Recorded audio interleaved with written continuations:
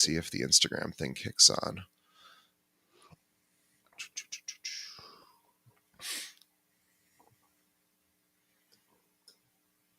And not Kunkler. Kunkler. Yeah. I was not even 5% sure, and then I went, better double check. I mean, you can pronounce it with the umlauts. Sure. Totally acceptable. Sounds very German. It's very German, yeah. Yeah. Awesome. All right, sir. Here we go. Thanks again for doing this. I really appreciate it. All right. And eventually I'll put a proper intro and all that. But we'll just jump right in. And you're a compass guy. Yeah. Oh, I'm so sorry. What and also the name of your team is, or is it just Shawn Kunkler? No, it's Homeward Associates. Sorry, I saw that earlier. No worries. I forgot to associates. Okay, here we go. Today, my guest is Shawn Kunkler with Compass in San Francisco. He is part of Homeward Associates. And let me tell you more about Shawn. So he's an East Coast native who traded Connecticut winters for California's sunny skies in his early 20s. And Shawn has cultivated a deep love for Northern California and all that his community provides. Mastering the art of customer success in his previous career, he pivoted from luxury athletic clubs into the real estate realm in 2017 and has not looked back. Serving the same discerning Bay Area clientele, Shawn has honed his keen ability to anticipate clients' individual needs and identify the right course of action to achieve success, driven by a strong desire to help others put down roots in the beloved community he calls home. His passion for real estate is palpable. It is evident in the way he thoughtfully guides clients through the home buying process, advocating every step of the way. We should mention San Francisco, not the Bay Area, rather, not the easiest market to be a realtor in, as we probably all know. So I love talking to agents that are really, doing well out there. It scares me to even think about trying something like that. He's also an accomplished martial artist and published author. He's also a motorcycle enthusiast, and he loves riding up the coast, visiting museums, and hiking Bay Area trails on the weekend. I want everybody, and he's a podcast host. I want everybody to check out his podcast. It's very similar to this one in the sense that he talks to top producers, and so we couldn't be a bigger supporter. Realtor 180 is the podcast anywhere podcasts are served. You can also subscribe to the YouTube channel. Just do a search for Realtor 180. You'll find him, and follow him on Instagram, Shawn_Kunkler, Kunkler. We'll have links to all this in the show notes. Shawn, welcome. Thank you. I'm so happy to be here. This is going to be fun. Looking forward to it. This is light lifting day for me because you are a podcast host, so no pressure, but you can, a lot of the interesting stuff is going to come from you because you're used to having interesting conversations with agents. But I always like to start, actually, before we get started, I have a question for you, and I apologize. I usually tell guests about this ahead of time. I didn't this time, so I apologize for that, but I think you'll be able to handle it, which is, what's the best piece of advice you ever received, from 2017 on about, being an agent? What was the best piece of advice you received? Wow, that is a great question right out of the gate. What's the best piece of advice? I want to say,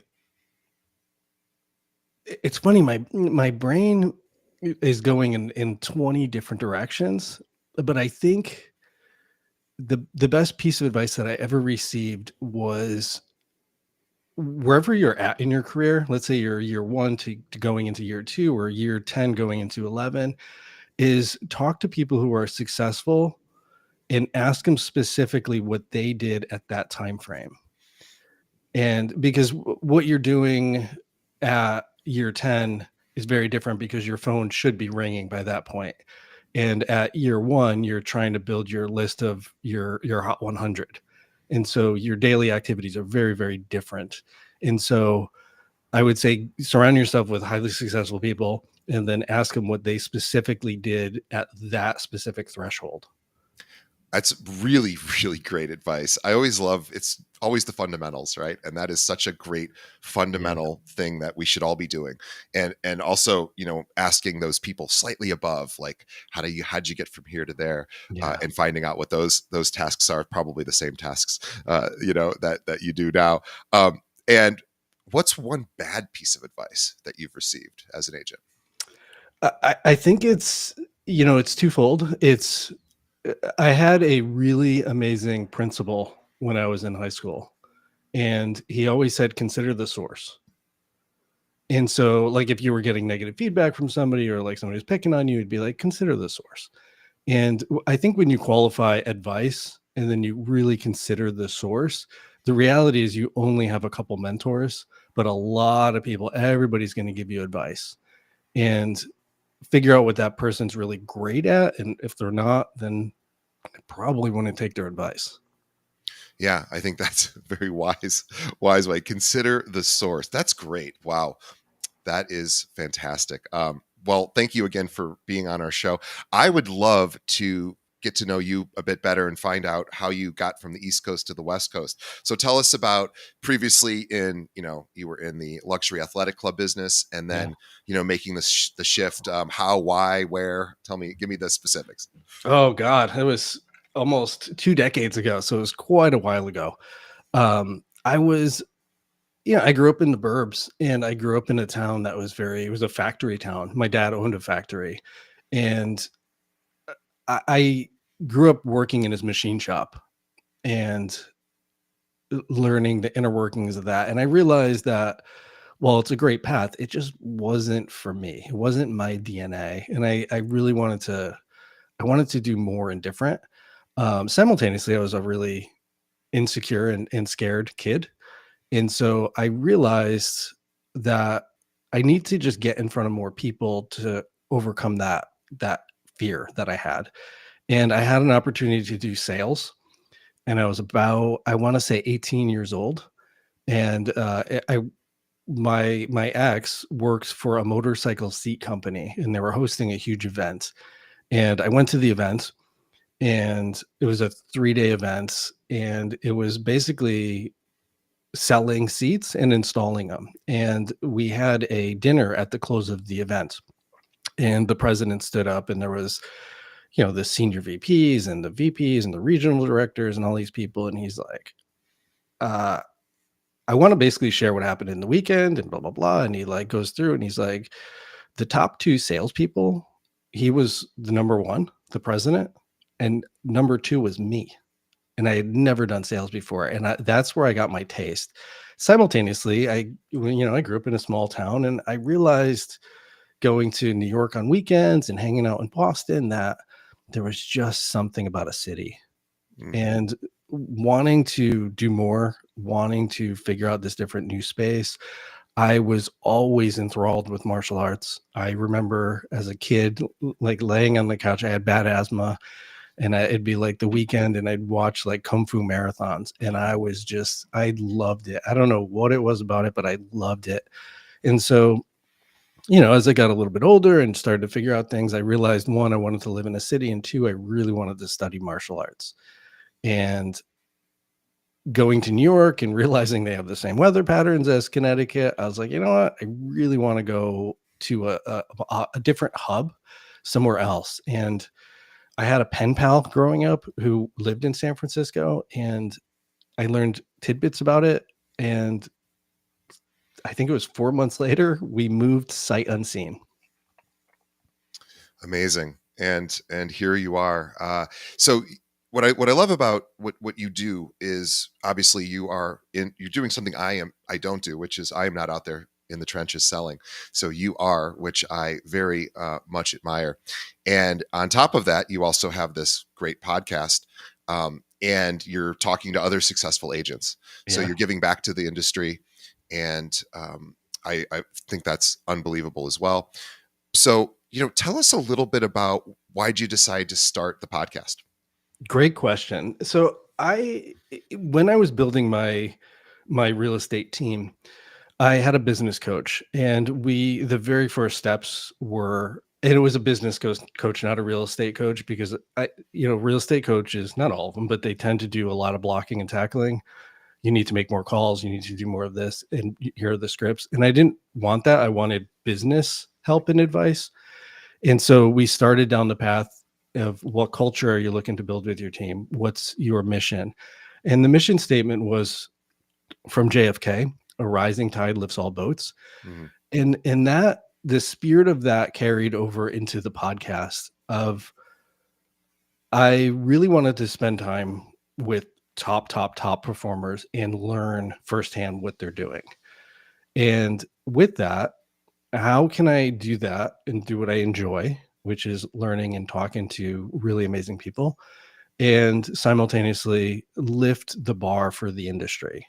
And it just kind of it evolved, and it evolved out of my curiosity and my passions, if you will.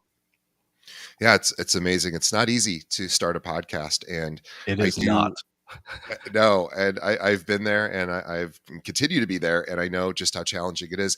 And I also know how much fun it is to talk to top producers and find out what they're doing and sort of Yes. share their success with others. And I know that you've got 100 hours of interviews under your belt, which is again an amazing accomplishment. I Thank don't you. even I never have counted the number of hours I've done, but I imagine if I would have thought when I got to 100, whenever that was, that would have been a nice thing to celebrate. So I appreciate you acknowledging that. I'm sort of the person that never quite knows how many episodes he's done or what our numbers are at, but I do love talking to top producers, and it's something that if I were an agent, or well, I technically am, but I don't practice. If I were a practicing Yeah. agent, then I think I would still continue to do this because it is so exciting to hear top agents, and just sort of by sheer immersion, being around people that are doing these things, the fundamentals get repeated, the sort of special techniques get Yeah. repeated.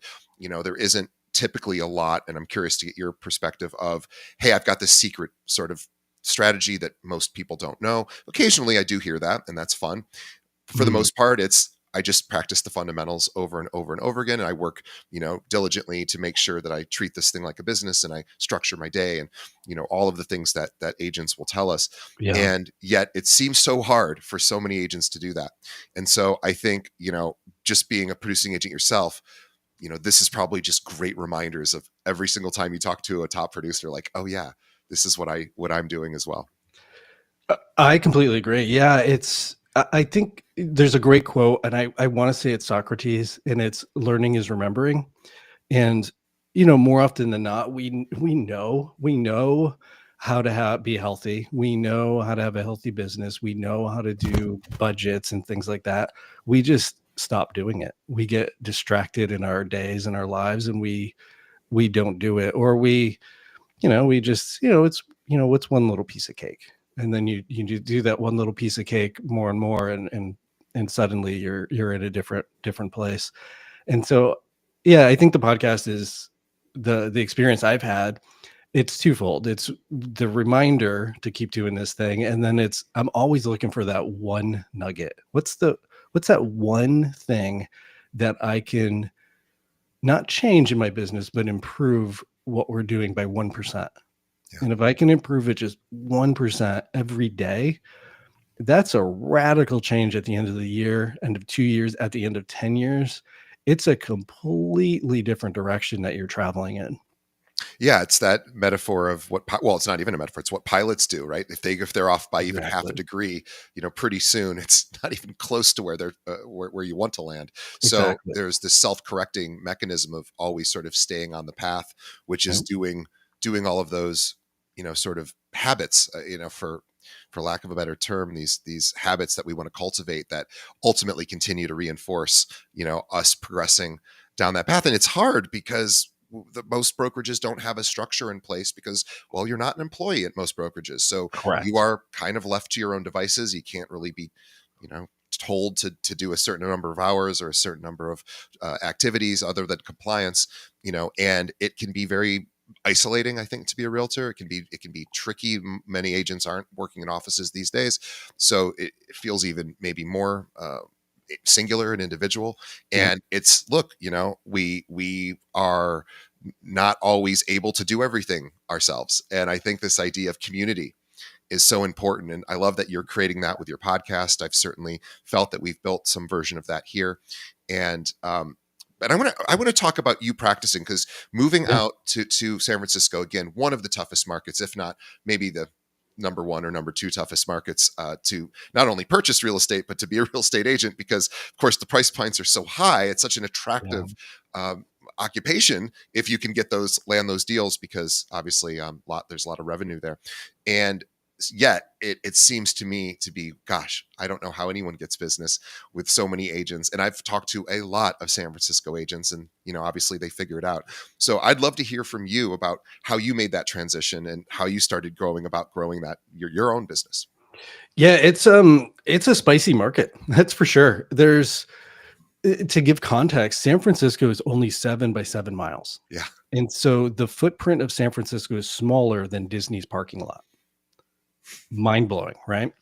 That's crazy. And within that, there's about roughly 6,000 practicing agents. And so, to your point, the competition is fierce and the price points are high. The price points, the opening price point is luxury in most other markets. Yeah. For a 2-bedroom condo.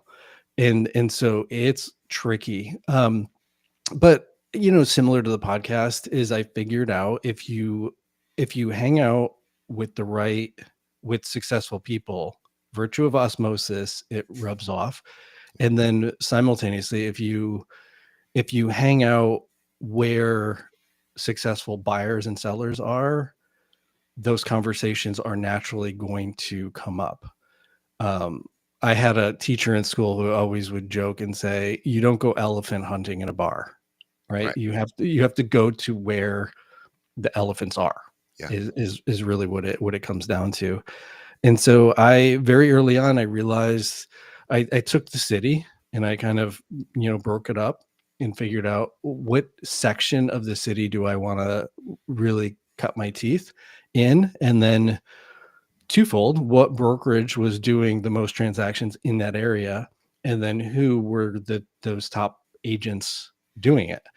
And then I hung around those agents. I would go to their open houses and just introduce myself and say hi and talk to them. And eventually I won the trust of a very prolific agent who didn't have a team. And I was given the amazing opportunity to host one of her open houses. And it was on the north side of the city. It was a $2.5 million property. And I would show up 20 minutes early and I would put like six of my signs out. And I would text her when I got there early. I would bring a broom and I would sweep the street in front. I would clean up the house. I would let her know if anything was off or needed refilling, and I would just take care of it. And I would let her know that I'm taking care of it.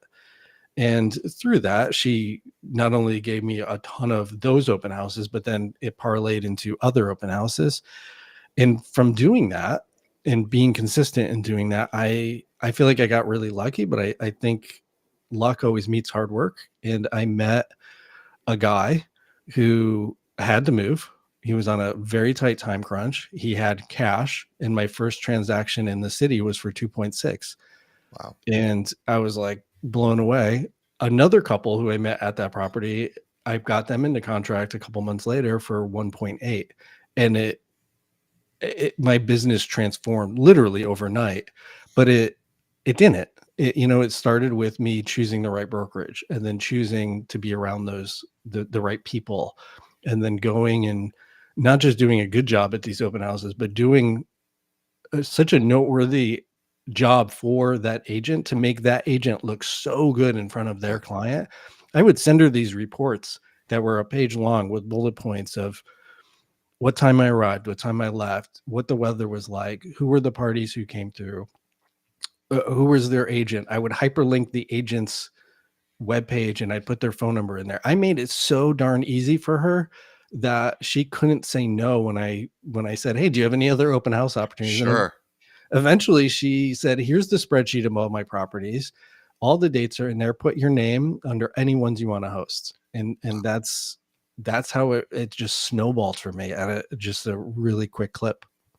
I wish all of our audience to really, really go back and listen to Shawn tell that story over and over and over again, because it is the story that I have heard over and over again doing this podcast. I cannot tell you, you probably have heard it as well, is this beg, plead, and earn a top producer, or any producer really, say, Yeah. I want to do this. I want to do open houses, and what do I need to do to earn that trust? And like you Yeah. said, make it really easy for them to want you back. And boy, they're getting reports. I mean, who sends reports? Almost nobody probably. To the other listing agent, and yet, yeah, I'd see, boy, what an amazing opportunity for you, and for everyone thinking open houses don't work, they work if They you were. if you know what you're doing, and if you're, well, anyway, we know they work. So wow, what a wonderful message for the audience.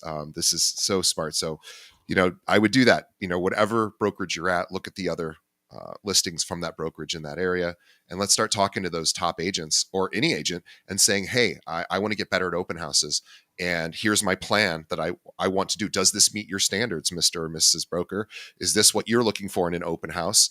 And if not, help me fill in the blanks, and let me go do this for you and prove to you that I'm going to make you look amazing to the neighborhood and the sellers. And who doesn't want to look amazing to the client, right? So Exactly. what a wonderful suggestion. So thank you for that. Again, it's so fundamental, and yet it is so easily ignored.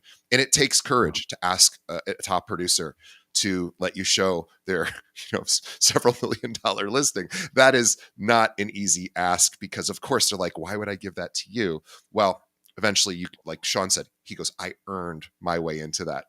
Probably wasn't the very first time he asked. He probably, I imagine you probably had to demonstrate that you had the competency to do something like that.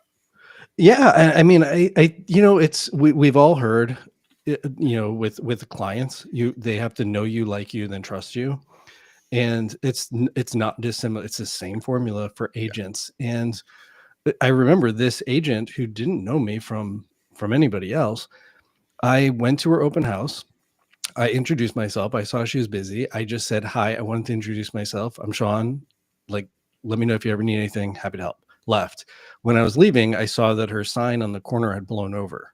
And so I stood it back up. I took a photo and I said, hey, your sign on the corner blew over. I leaned it up so it wouldn't fall over again. And then that was it. But I sent it with an image, and I remember she thanked me. And Sure. so it's the little things. Always.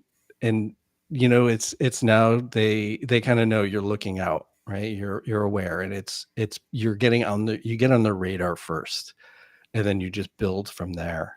It's the same, I think, for agents recruiting, for agents wanting to get in front of top performers, to do open houses, to get in front of clients. It's the same formula. Treat everybody like a client. Yeah. Follow up with them, check in with them, see how they're doing, and don't ask permission to be supportive. Just be supportive. And I have found from doing that, good things come from it. And just I think simultaneously, do things without expectation. Just do good work. Just Yeah. do really good work out there. Good work usually ends up winning, because there's not an abundance of good work in most industries and most professions, and even within sometimes most offices. Yeah. So I think this idea of elevating 1%, making a 1%'s doable. We can do 1%. I can get better at my listing presentation 1%, or my open house, or my customer care calls, or whatever. Yeah. We can do 100%. That's hard. 1%, we can do that. And then sure enough, after after a few months, you are at 100% probably, even though technically you're just making these incremental changes. But all of a sudden, big things start shifting. So I want to chat with you, because you've talked to so many top agents, and I know you have sort of these three items of that you find, or strategies, or techniques that agents are using, really successful ones. So Yeah. I'd love for you to share that with our audience. Yeah, it's interesting. It's kind of, everything is very yin and yang, push and pull. And simultaneously, if you do the right things, you tend to stop doing the wrong things, right? If you want to start eating healthier, and your caloric intake is all healthy food, it leaves less room for unhealthy food. right? And if you allocate time to work out, you have then less time to sit around on the couch eating ice cream. And so a business is not dissimilar. So if you just tend to stop doing the things that don't work and do more of the things that work, you success will come from it. And so the three are more or less the what you shouldn't be doing, but baked in that is what you should be doing. And so I call them the tourist, the racehorse, and the ping pong. Let's And dive in. I love it. and I did it in this way because the way our brains work is we remember stories and they're easier to remember. And so if you just visualize a racehorse and a ping pong and a tourist, they will these things will make sense. And so the tourist, years and years ago, I worked at the Kung Fu school and I was running the school. It was the Federation headquarters, and I was under a lot of stress and pressure. And I'm trying to run a business, and I would have instructors call out all the time. And so I'm running a business and I'm teaching 16 classes a week and burning out. And I burnt out is really what happened. And I wound up calling a friend and we were talking, and he just sold his business and had obviously some good proceeds. And he's like, dude, we should just take a trip. And I was like, that sounds like a great idea. And so I submitted my resignation and we booked a trip to Italy for a month. And we landed in Milan. And the best part was we had a flight in and we had a flight out, and we had 1 month and we had zero place to be. And so we would literally get up in the morning, look at a map, and go, okay, we can go here. And if we're gonna flip a coin, if it lands on heads, we'll go here. And if we flip a tails, it will go here.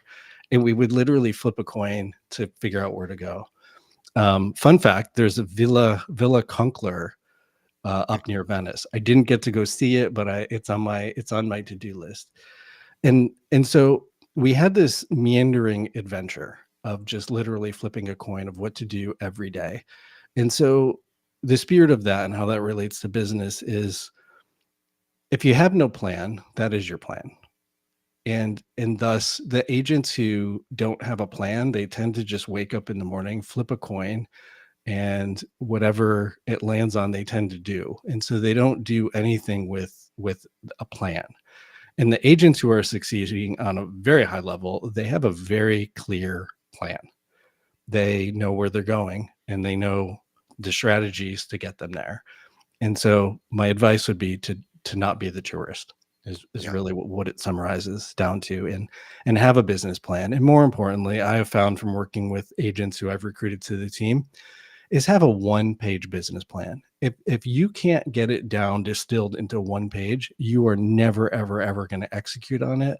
But more importantly, you have to revisit it. You have to sit with it every Monday and look at it and figure out, last week, did I do the tasks to move towards this plan?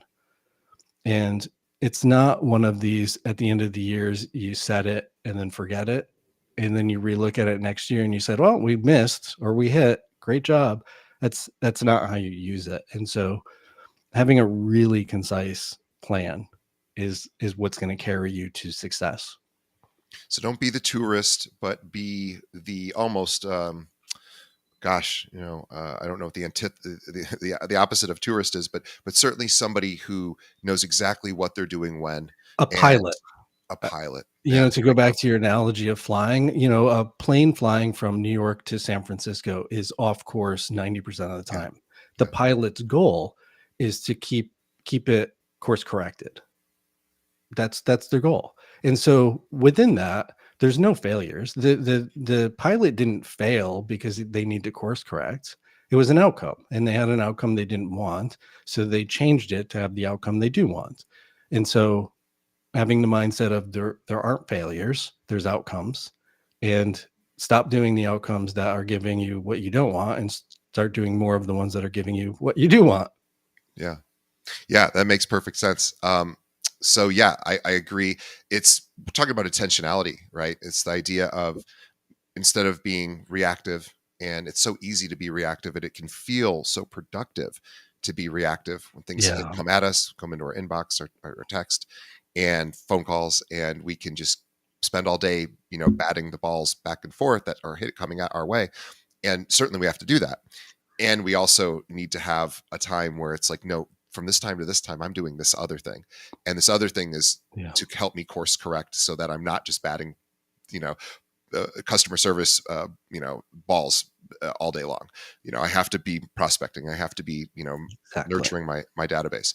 And so those are the things that, yeah, they're not as easy to get started, and also they're sometimes not as much fun, right? That's the other part, is that it isn't necessarily the most pleasurable tasks that are the most profitable, right? And so that's the other thing, is we think we also have to really get comfortable with the idea that discomfort is the part of probably the name of the game, is how do we stay in discomfort, healthy discomfort, discomfort that's leading us to where we want to go. And Well that's said. it's not easy to step into that, because you have to be willing to stand in the way of a bit of misery. And misery is the path. And because through misery, you get stronger and you get better, and then all of a sudden you're out of the misery, and you're reaping the rewards. But misery is the place you gotta be willing to step into. And it's not a fun lesson to hear. And I wish there was another way. I haven't found it yet. Well, No, okay, but so go ahead. it relates to working out, right? Yeah, You go to the gym and then you're sore. That's discomfort. But yeah, you earn that discomfort. That's good yeah, discomfort, because tomorrow when you show up, your body's healing, it's growing, it's changing, and you're stronger. And so that thing that made you discomfort or uncomfortable in the beginning no longer makes you uncomfortable. And that's, our brains are actually wired like that. The more that you do something that's uncomfortable, that part of your brain actually gets stronger. And so the absolutely. next time you do it, it's not as uncomfortable. That's why, you see these amazing public speakers on stage, and they're charismatic and charming and engaging with with everybody. Or your podcast, there's no way your first podcast was as good as the one your last six, I've right? eliminated it from my memory because it was so bad. Mine too. I go back and I look at the first ones and I was like, oh my God, this was painful. But I got more and more comfortable. And I'm sure now you don't think about who's listening. You focus on the conversation, and you kind of stay in the moment. But you got there by doing that uncomfortable thing so many times that it doesn't. I'm sure you don't get jitters anymore. You don't get the butterflies. You're like, all right, I know what to do. Let's go. Like, this is amazing. This is gonna be fun. And it's the same with all the aspects of our business. I agree, and I would also add to that, to keep me honest, that it's like, you're going back to your workout metaphor. So every time I go to the gym, for example, if I have to do a wall sit, something that I'm not a fan of doing, I don't like that exercise. It's not enjoyable for me. None of the exercises are enjoyable, but that is one of the least enjoyable ones. It hurts. I have to hold it. It's this isometric exercise that I go basically almost until failure. So I'm almost like collapsing. And yet that's the path, because that's how muscles get torn apart and they rebuild stronger. And Exactly. then to keep me honest is, yes, the next time, maybe that particular amount of time is easier, but that means I have to do more to make it even harder. And I have to keep doing that to ratchet up, to keep growing. And so, back to this podcast, yeah, I don't get jitters, but what am I working on to make this even better for Great my point. listeners? And the truth is that, yeah, I could kind of phone it in because I've done it long enough. And I'm sure there's times where I have, if I'm being perfectly honest. Yeah. And I don't want to do that. And I want to keep growing. So it's always this consistent, return to discomfort that, again, I wish it wasn't that way. I wish we Yeah. just didn't have to, but it seems to be rewarded. It's rewarded by society. It's rewarded by ourselves. It's rewarded just, by industry. So again, it's never the message I want to hear. But Well said. I mean, and I appreciate the reframe. Is You're right. Like, even if you have figured out, even if you got the wall sit for 15 seconds, now it's 16, yeah, and then it's 17, then it's 18, and then eventually it's like 2 minutes, 3 minutes, and you're like, oh my God, this is crazy. You're right. You're absolutely right. You need that continuous growth. And that's where, when we're growing as humans, that's when we're typically the happiest.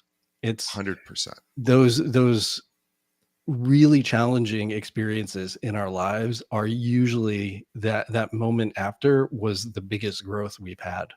Yeah, I totally agree. And I just thought came to me that I wanted to toss in, which is, while I'm doing, for example, the wall sit, and it's that, higher level that I did from the previous day doing it, or the previous time, I have to be, I said this to my trainer a year or two ago. I said, "Oh, I'm never going to feel strong when I'm working out." And she goes, "That is correct. No matter how strong you actually are, you will never feel strong working out if you work out the right way." And Yeah. so it's kind of that willingness to be like, "Oh, I'm always going to feel like there's another level to achieve," Yeah. and that to me is how really successful agents do it. It's not that they're down on themselves or they think they're worthless, or that I don't think is a good idea. I think shame really shuts us down.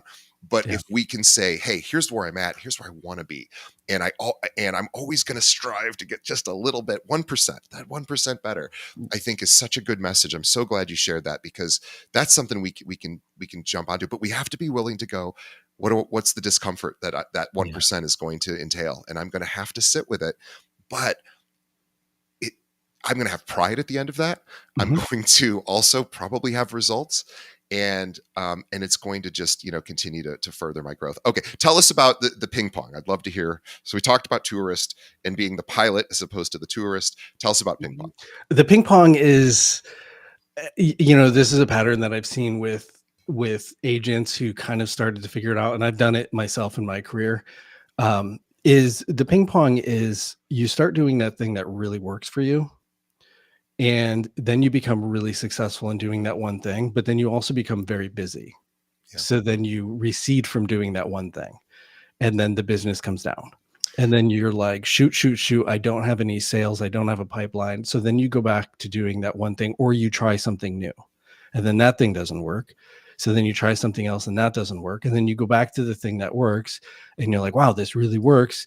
You do that thing a ton of times. Now you're again busy and successful, and you stop doing that thing. And so your business ricochets from having abundance to scarcity, and back and forth and back and forth.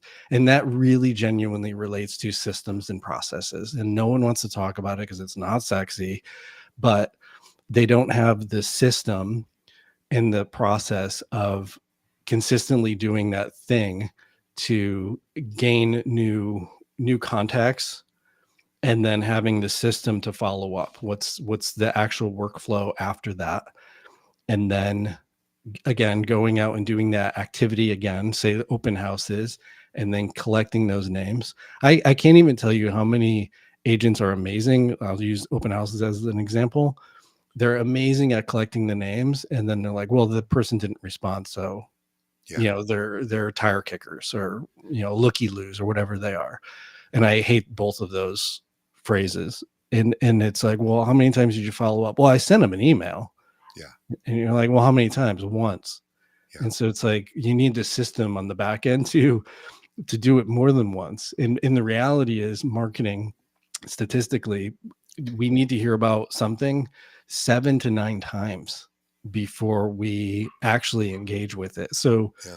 the math is, the reality is, you're going to have to meet 100 people to have a 2% conversion, meaning two closes, 100 people to have two closes. And you're going to have to follow up with 100 people north of 7 times. Yeah. And most people don't have that system in place. And so their business tends to ping pong, is sadly what happens. And they also don't have the willingness. And again, I'm not. There before the grace of God go I. So I am not dissimilar from this, but they don't have the willingness to say, I'm not going to see the result on the third call. In fact, if I do, it's a fluke, right? Yeah. On the third text, the third phone call, the third email, if they somehow are like, let's start working together, I just got real lucky, because it's really going to take, it's Right. probably even more than 7 to 9 touches, it might be 30. But this idea of, I'm going to earn this, I'm going to Yeah. earn this, just like you earned your way into, to some open houses. You have to earn it, and sometimes you get lucky, and those are the ones that probably hurt people the most, because they're so, Exactly. yeah, they're so The fun. easy win. The easy Yeah, win. And you're like, oh, this is easy. I only need to do it one time. But to go back to the whole gym, is how many times have you, or how many people in the world have gone into a gym one time, had an amazing workout, and they're like, they look in the mirror and like, wow, I'm fit for life. Yeah.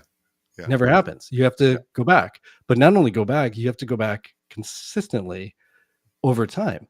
And just because you get on the scale and it's the same number, that doesn't mean that your body's not doing a recomposition, meaning your body fat is going down, but your muscle is going up. And so the scale is exactly the same. And so just because you don't see the difference based on what you're measuring, it doesn't mean you're not getting the results. And I think that's, you have that one easy hit. You get that, you meet that client at the open house and they write the offer on that property. Then you get lazy. You don't build the muscle. And so the muscle really is developed through the practice of the follow-up. And it's not a pass fail. Just because they didn't respond, that doesn't mean you failed. You're just practicing your follow-up. And then within the practice different follow-ups.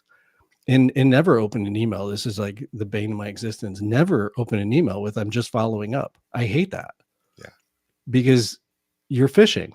Instead, listen to whatever the conversation was, and then don't say I'm following up, but follow up with a piece of information that is then valuable to what they're wanting or needing. If you met them at a 3-bedroom and it wasn't a good fit for them, hey, can you imagine yourself living here? No, you know what? We really need a second bath. And you were able to collect their email. Well, then your follow-up should be, hey, I wanted to check in. I know this property wasn't a good fit because of X, Y, and Z, but I found this other one that's off market and it is. Did you want to hear more information about it? Yeah, it's great. It's this, I was thinking about you. Here's something that you might want, and letting that be the guiding star versus, Exactly. hey, I have to check this, this is my 4th email. So I have to just keep bugging you until eventually you break down and go, okay, let's talk. And maybe that works. I don't know. I don't suspect it works very well. I think this providing value, and going back to, you're talking about ping pong versus systems or versus habits. I might even say habits, because habits are like, okay, I got the the easy win, and now I got to go back and make all my dials, and I have to go continue to do my customer service, and I have to it's just consistently running the same playbook, and making adjustments when necessary, of course. But just I talked to a top producer just last week, and I said, what do you, just out of curiosity, what are you doing right after this? Because I always love to hear what top producers do during the day. She goes, oh, I have to make like an hour and a half of phone calls. And I said, oh, okay, like what kind? She goes, oh, they're my prospecting calls. I do it every single day. She's been in 20 years in the business. Love and it. I said, really? And she said, I have to. She goes, if I don't, it's the ping pong effect. I'll be busy for a while and then I won't be. And she's like, I can't not keep my pipeline full. Yeah. So, and I suspect she doesn't get, a huge hit rate on those phone calls, but she knows that that's how you earn your way into somebody's business. Again, it goes back to, out of 100 people that that's in your database, only 2% are going to convert. That's just sales statistics. Only 2%. And so 98 of those phone calls they're not useless. They're future business. Because not only that, each person knows 3 other people who are thinking about making a move later that year. And so that's the gold. And just, it's, and I always use this word very carefully. I used it earlier when we said, but we don't make time. Like, you can't make time. That's an impossibility, but you can allocate time to do the thing. And in those top performers, they always allocate time. And I think they also live by another rule. If you have to erase it, you must replace it. You have to put it somewhere else on your calendar. And that's, the calendar is another ping pong. Is the top performers, and I'm sure you've seen this with your podcast, all the top performers use a calendar. They all show up when they have to be there. I can always tell when I'm doing a podcast recording who's not a top performer, just virtue of the emails that I get. Hey, are we still on for Friday? Hey, I don't see the link here. It's like they're missing all of the cues along the way. Yeah. They don't have systems. And there it is. I do. I had this thought, and I I don't think this is our listeners, so please, I'm not talking to you, the listener, but other people that maybe aren't listening. I think there's a lot of realtors, maybe the majority of them, that don't actually keep a calendar. And I don't mean top performers, they all do, but I mean everybody else. I think there's people in my personal life who are not realtors who don't keep a calendar. I maybe they just have amazing memories. I don't know, but I certainly don't. So I have to structure every hour of the day pretty much, and that doesn't mean I don't make adjustments. We all do, but I at least try to figure out what am I doing today and what time, and I have to write it down because I won't remember. Same. I cannot rely on my memory at all. And so our listing process, for example, there's 107 steps. There's 107 steps because I cannot remember when we have 4 listings what if that one report was ordered for this specific property.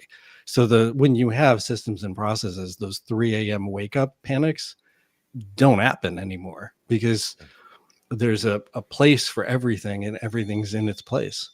Yeah, and it's a good reminder for me to tighten up some of my systems as well, because that is a good, if you are having those Sunday scaries or whatever day of the week that is for you. It's I love that phrase. Yeah, I didn't come up with it. It's it's kind of out there in the vernacular now, but it's so perfect because I know that feeling.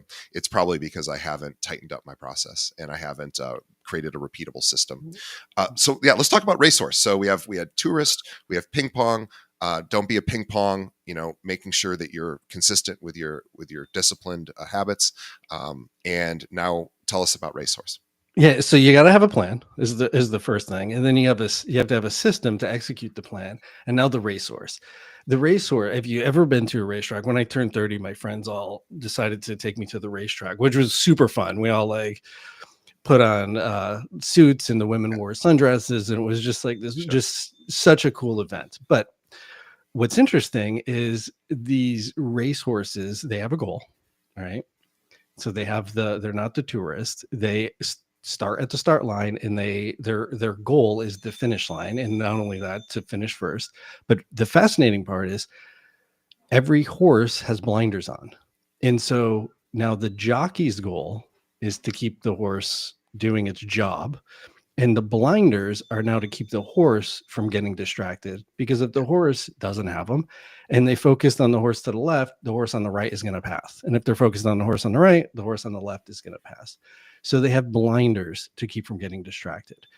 And so then they can only focus on that one goal. And I feel that because we have the autonomy to do whatever we want with our day, we don't put blinders on ourselves. We don't have the discipline, and we tend to just get distracted. We sit in these meetings and we hear, Joan over here is doing X, Y, and Z. And you're like, I should be doing that. And then so you introduce more ping pongs. Now you don't have one ping pong. Now you got 2. And then you're like, well, Mike over here is doing this thing. So now let me bring in another ping pong. And so now we've made ourselves really busy. We don't have a system to implement these ping pongs. And then we are now chasing more and more ping pongs and getting less and less results. Yeah. And so it really boils down to is you got to have a plan. You got to have the systems, but then you got to stay focused. And it's this distractions that are really killing the business. And those agents who are succeeding on a high level, they have those blinders on. And even going back to agents leverage social media.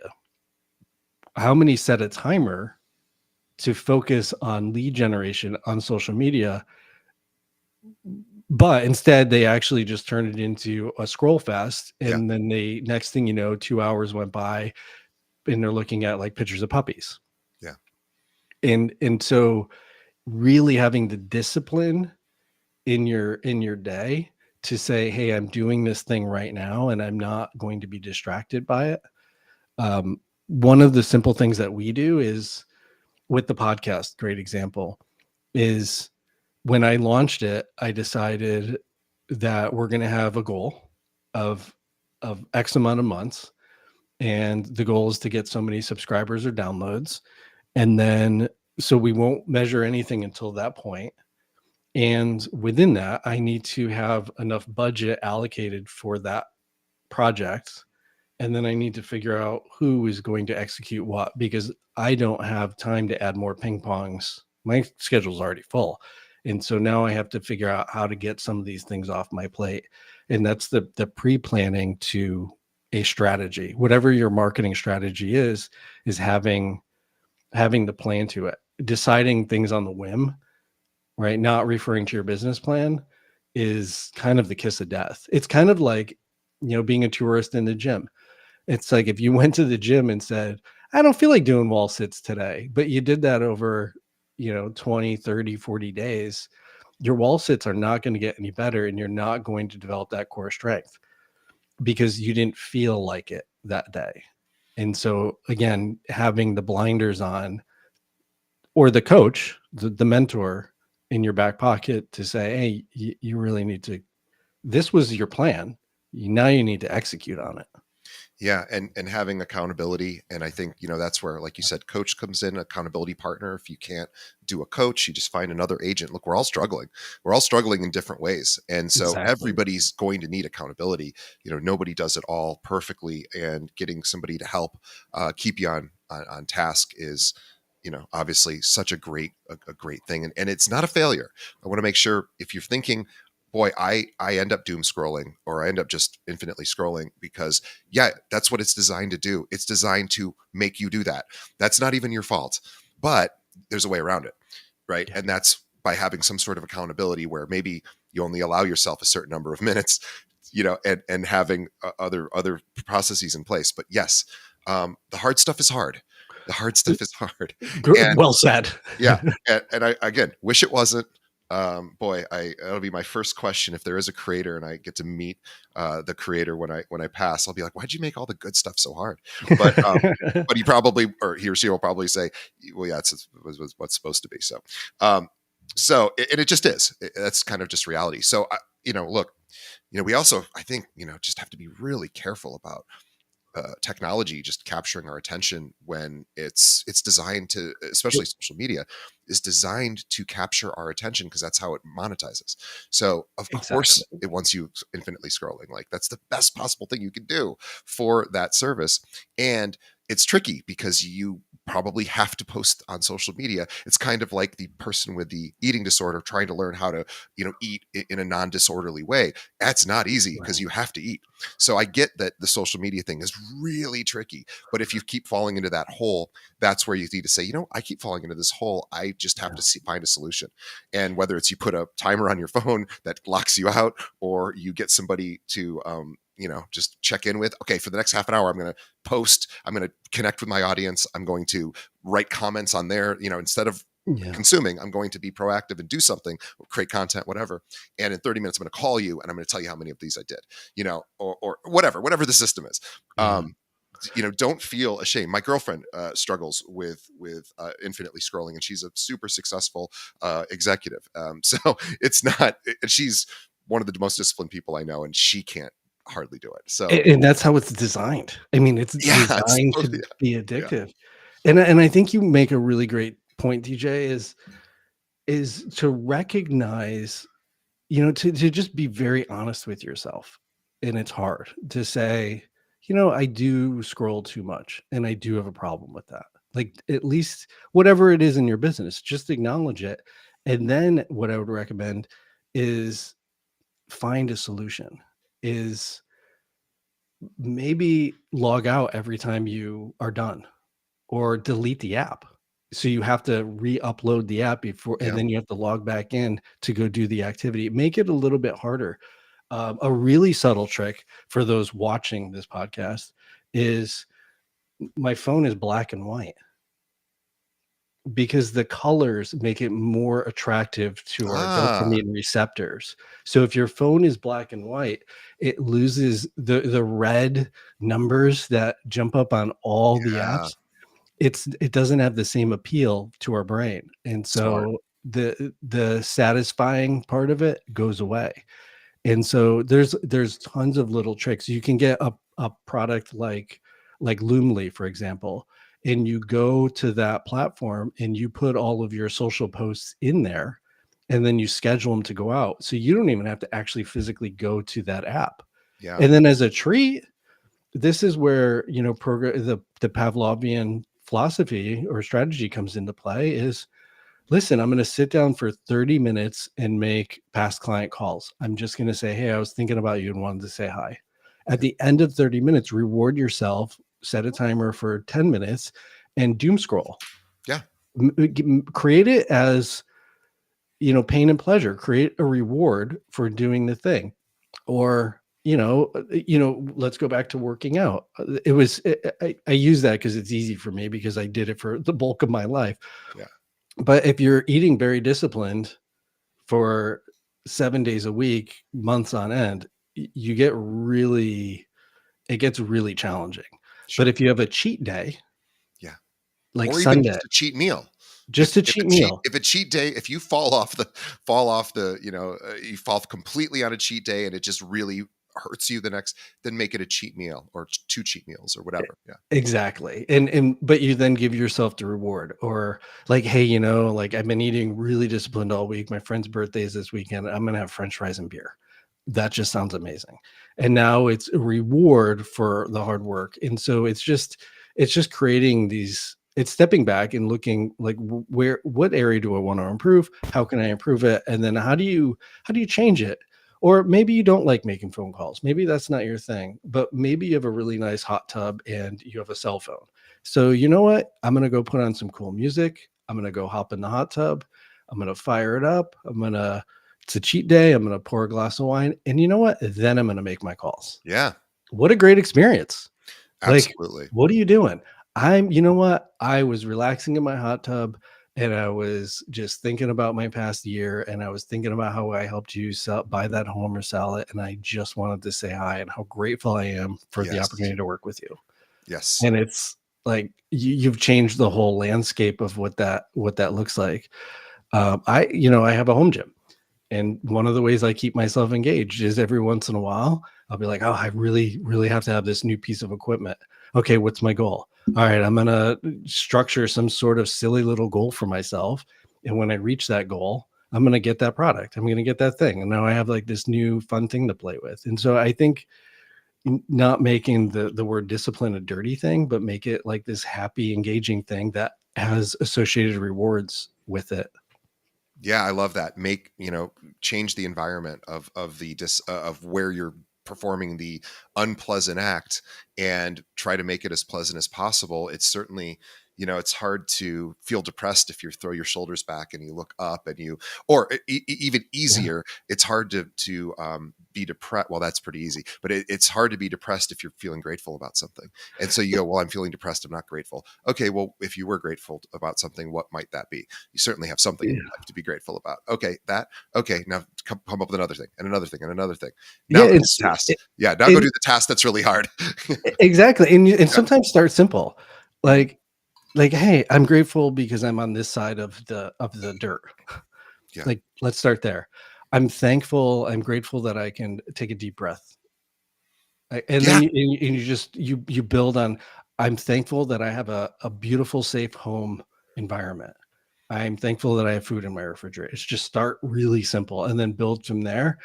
And again, like I think if you add some body movement and some music, it's it's really easy for us to downward spiral. You Sure. have a deal blowing up, you have clients pulling out, you have like a lot of bad stuff, but you can go back and recalibrate yourself. Our brains can't you cannot focus on being depressed and immensely grateful at the same time. It can't, like, the wiring They're doesn't. different parts of the brain. Yeah. It's a totally different part of the brain. And just go back to what, like, I'm grateful for this opportunity. It's a learning opportunity and it's a challenge, but I'm grateful that I'm having this moment right now because I'm going to learn something. What can I learn? And then you're reframing your perspective on that event, which sometimes it's really hard.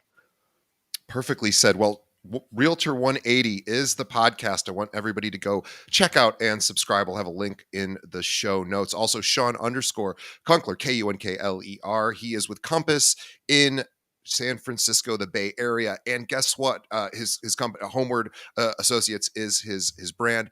And we will have a link to his website as well in the show notes, because you should want to connect with him, because guess what?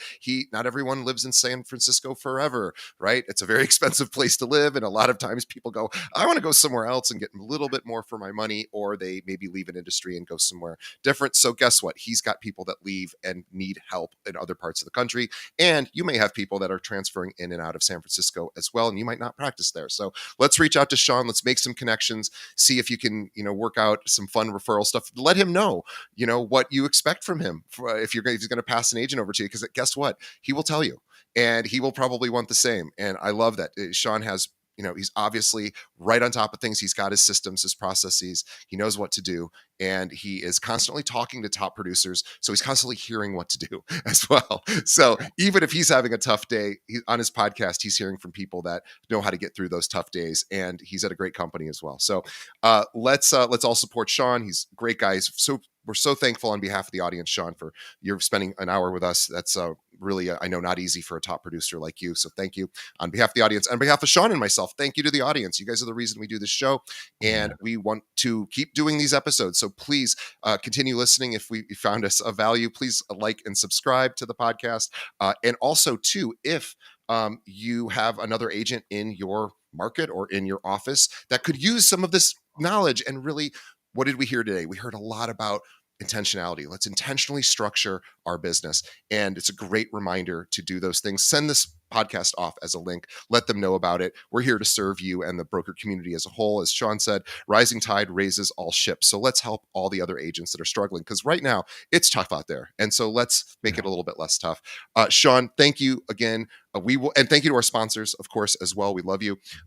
And Realtor 180, again, go subscribe. We will see everyone and listen, or I guess you'll hear us on the next episode or see us. Shawn, thank you again. Thank you. Appreciate it.